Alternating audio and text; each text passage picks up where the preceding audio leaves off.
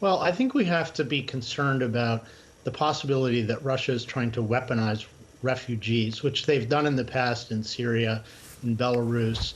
I think that's a concern. They're definitely targeting schools and other locations.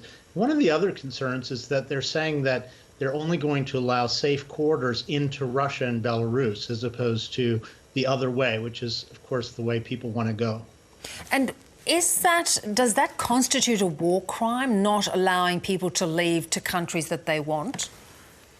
I think there are many war crimes going on right now in Ukraine, all committed by Putin and his regime. It's a horrendous, horrendous situation.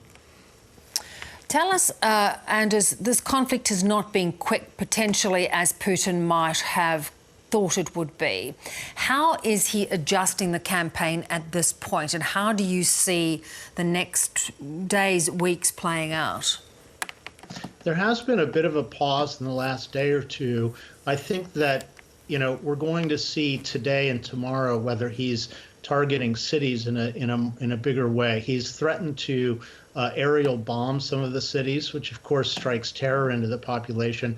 There's talk of that it could be some genocidal practices. There are some concerns about that, whether, the targeting of civilians and not letting them flee their cities is a form of genocide. I think that'll play out in the coming days. Do you think it'll deter Ukraine if he goes down that path and makes it much more of a civilian conflict? I don't think so. I think it'll anger Ukrainians. I think it'll anger the rest of the world. I think if he gets, the more he targets civilians, the more you'll see other countries coming in. I do believe that there's a high probability and probably a good thing to impose a no-fly zone, possibly a NATO no-fly zone in Ukraine to help the Ukrainians. The artillery, the mortar positions need to be targeted. These are the locations that are killing civilians, and we really can't just stand by as an international community and watch that and then expect there to be no repercussions in terms of loss of allies, concern about whether the Western order, the international law is still being respected on an international scale.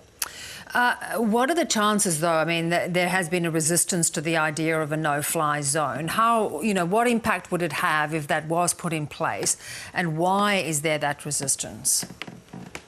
There's a concern that there would be escalation. There's always, whenever you're dealing, I think, with a nuclear-armed power, there's reasonable concern that you don't want to escalate in any way, but at the same time, not opposing this kind of brutal attack on civilians is its own form of invitation to more such attacks. So no matter what, you could get escalation even if you don't impose the no-fly zone.